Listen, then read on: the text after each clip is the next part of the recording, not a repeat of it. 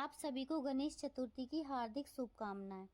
आज गणेश चतुर्थी के अवसर पर सुनिए गणेश भगवान की कथा और चौथ माता की कथा, क्योंकि चतुर्थी के दिन भगवान गणेश और चौथ माता की पूजा का विधान है, इसीलिए दोनों ही कथा सुननी चाहिए। अगर वीडियो अच्छा लगे तो लाइक जरूर कीजिएगा। पौराणिक कथा के अनुसार एक समय की बात है, एक गांव में एक भाई बहन रहा करते थे। बहन का नियम था अपने भाई का चेहरा देखकर ही भोजन किया करती थी। उसका रोज का यही नियम था। इस तरह समय बीतता रहा और उस लड़की का विवाह हो गया। अब भी वो अपने घर का काम समाप्त करके अपने भाई के घर जाती थी। एक दिन जब वो जा रही थी तो रास्ते में पीपल के पेड़ के नीचे उसने गणेश भगवान की मूर्ति देखी। तब उसने गणेश की मूर्ति के सामने हाथ जोड़कर कहा, हे गणेश भगवान, मेरे जैसा अमर सुहाग, मेरे जैसा अमर पियर सबको देना। ऐसा कहकर वो आगे बढ़ गई। अब वो हर दिन पीपल के नीचे खड़ी रखी मूर्ति के हाथ जोड़कर ही आगे बढ़ा करती थी। रास्ते में झाड़ियों के कांटे उसे चुभते थे और उसके पैरों से खून निकलने लगता था।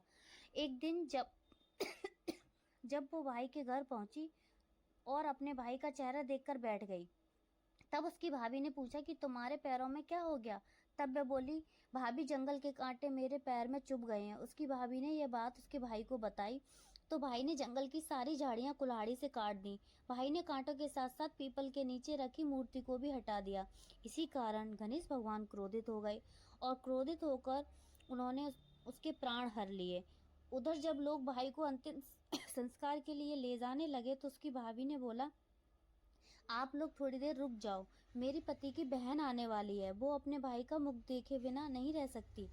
तब लोगों ने कहा, आज तो देख लेगी, कल कैसे देखेगी। रोज की तरह उधर जब बहन अपने भाई को देखने आई तो उसने देखा जंगल के कांटों को हटाकर साफ कर दिया गया है। और जब वो पीपल के पेड़ के नीचे पहुंची तो उसने देखा वहां पर गणेश जी की मूर्ति ही नहीं थी। उसने थोड़ी दूर पर देखा तो गणेश जी की मूर्ति पड़ी हुई थी।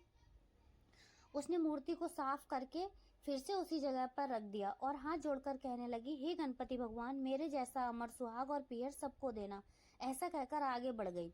तब गणेश जी सोचने लगे, अगर इसकी नहीं सुनी तो हमें कौन मानेगा। तब गणपति भगवान ने उसे आवाज दी, बेटी, इस खेचड़ी के साथ पत्तियों को लेकर जा, इसे कच्चे दूध में घोलकर अपने भाई के ऊपर छींटा मार देना, वो उठकर बैठ जाएगा। ये सुनकर बहन पीछे मुड़ी, देखा वहां कोई नहीं था। वो सोचने लगी, जैसा सुना वैसा ही कर लेती हूँ। इस तरह वो 7 खेचड़ी की पत्तियां लेकर अपने भाई के घर पहुंची। उसने देखा वहां कई लोग बैठे थे। भाभी बैठी रो रही थी और उसका भाई बीच में मूर्छित लेटा हुआ था। तब उसने सुनी हुई आवाज के अनुसार पत्तियों को नियम के तहत भाई के ऊपर छिड़क दिया और इस प्रकार पत्तियों के प्रयोग से उसका भाई उठकर बैठ गया। तब उसका भाई बोला, मुझे बहुत गहरी नींद आ गई थी। तब बहन बोली, ऐसी नींद किसी दुश्मन को भी नहीं आए, और उसने रास्ते की सारी बात अपने भाई को बता दी। तब से दोनों भाई बहन और भाभी मिलकर गणेश जी की पूजा करने लगे। हे गणेश भगवान, आपने जैसे उन भाई बहन की विपत्ति दूर की, जैसे ही सबकी विपत्ति दूर करना, और जो भी इस कथा को सुने उसके संकट दूर करना। अब सुनिए चौथ माता की कथा। एक बार एक सेठ सेठानी थे। उनके एक बेटे बहू भी थे। बहू सबको भोजन करा के फिर स्वयं भोजन करती थी। उनकी एक पड़ोसन बहू से रोज पूछती थी कि बहू, आज क्या बनाया खाया। तो बहू कहती, ठंडो बस। एक दिन उसके पति ने यह सुनकर विचार किया, आज तो पकवान बनाए जाएं, फिर देखता हूँ मेरी पत्नी क्या कहती है। उसने तरह तरह के पकवान बनवाए और सभी लोगों ने एक साथ बैठकर भोजन किया। आज भी पड़ोसन ने पूछा, बहू क्या बनाया, तो बहू ने वही कहा, ठंडो बस। तब लड़के ने सोचा, कोई तो बात जरूर है जिस कारण मेरी पत्नी ऐसा कहती है। फिर उसने अपनी पत्नी से पूछा, तुम ठंडो बासी खाया ऐसा क्यों कहती हो, जबकि हम सब ने तो एक साथ बैठकर कई तरह के पकवान खाए।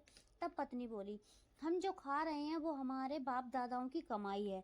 जिस दिन आप कमा कर लाओगे उस दिन मैं समझूंगी कि हम ताजा भोजन कर रहे हैं। सेठ के लड़के ने इस बात पर विचार किया। फिर एक माँ से बोला, माँ, मैं एक बड़े शहर पैसे कमाने जा रहा हूँ। माँ बोली, बेटा, हमारे पास तो इतना धन दौलत है कि खाया नहीं खाया जाएगा।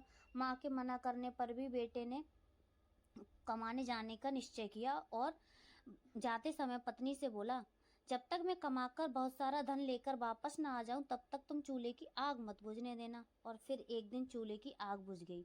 जब पत्नी घबराने लगी, कहीं मेरे पति को कोई संकट तो नहीं, जल्दी से पड़ोस में जाकर आग ले आती हूँ, ऐसा सोचकर वो पड़ोस में गई। पड़ोसन चौथ माता का व्रत पूजन कर रही थी। पड़ोसन ने कहा, थोड़ी देर में आकर ले जाना। बहू पड़ोसन से पूछने लगी, आप ये व्रत जो करती हैं इससे क्या मिलता है। पड़ोसन बोली, चौथ माता के इस व्रत को करने से धन धान्य और मनोकामना पूरी होती है। अब बहू भी चौथ माता का व्रत करने लगी।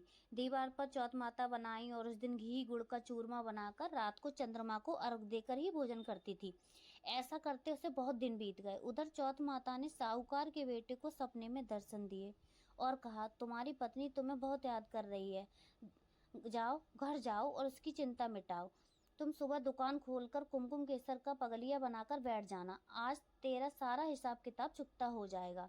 अब तो चौथ माता ने जैसा कहा वैसा ही हुआ। वह गाड़ी भरकर धन दौलत लेकर चल पड़ा। रास्ते में काला नाग फन फैलाए बैठ गया और बोला, आज मैं तुझे डसूंगा, छोड़ूंगा नहीं, तेरी उम्र पूरी हो गई है। लड़का बोला, मुझे चौथ माता ने सपना दिया है तो मैं अपनी पत्नी से मिलने जा रहा हूँ। मेरी पत्नी मेरा इंतजार कर रही है, मैं उससे मिलकर जरूर वापस आऊंगा, तब तुम मुझे डस लेना। नाग बोला, अगर तुम शपथ लेकर जाओ तो ही मैं तुम्हें जाने दूंगा, अगर तुम लौटकर नहीं आए तो मैं तुम्हें घर आकर डस लूंगा। लड़के ने सांप को वचन देकर अपने घर पहुंच गया। वहां सभी से हंसी खुशी मिला और भोजन करके एक कोने में उदास बैठ गया। पत्नी ने उसकी उदासी का कारण पूछा तो उसने नाग वाली बात बताते हुए कहा, अगर मैं उसके पास नहीं जाऊंगा तो वह घर आकर मुझे डस लेगा। पत्नी बहुत चतुर थी, बोली, आप घबराओ नहीं, सो जाओ, मैं एक उपाय करती हूँ। पत्नी कमरे की 7 पेड़ी धोई और पहली पेड़ी पर रेत, दूसरी पर इत्र, तीसरी पर गुलाल, चौथे पर कुमकुम केसर, पांचवें पर लड्डू पेड़ा, छठे पर गादी गलीचा और 7वें पर दूध का कटोरा रख दिया। इस प्रकार वह 7 ही पेड़ी सजाकर बैठ गई। आधी रात होते ही नाग पेड़ी चढ़ने लगा। रेत में लौटकर बोला, सेठ की बहू ने आराम तो बहुत दिया, लेकिन वचन में बंद कर यहाँ आया हूँ तो डसूंगा तो जरूर। इस प्रकार वह 7 पेड़ी पर आराम करता हुआ कहता, डसूंगा तो जरूर, और कमरे में जाने ही वाला था कि चौथ माता ने विचार किया कि मैं ऐसे नहीं बचाऊंगी तो धर्म कर्म पूजा कौन करेगा।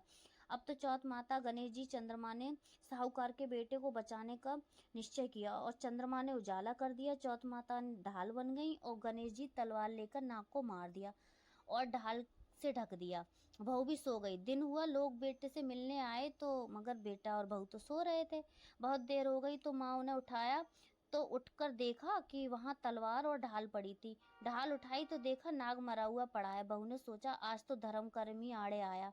तभी चौथ माता ने हमारी रक्षा की। चौथ माता, जैसा आपने साहूकार के बेटे की रक्षा की वैसे ही सबकी रक्षा करना। बोलो चौथ माता की जय। बोलो गणपति बप्पा की जय। गणपति बप्पा मोरया। आपको मेरा वीडियो अच्छा लगा तो प्लीज़ लाइक एंड सब्सक्राइब कर लीजिएगा। फिर मिलते हैं नेक्स्ट वीडियो में, तब तक के लिए बाय बाय।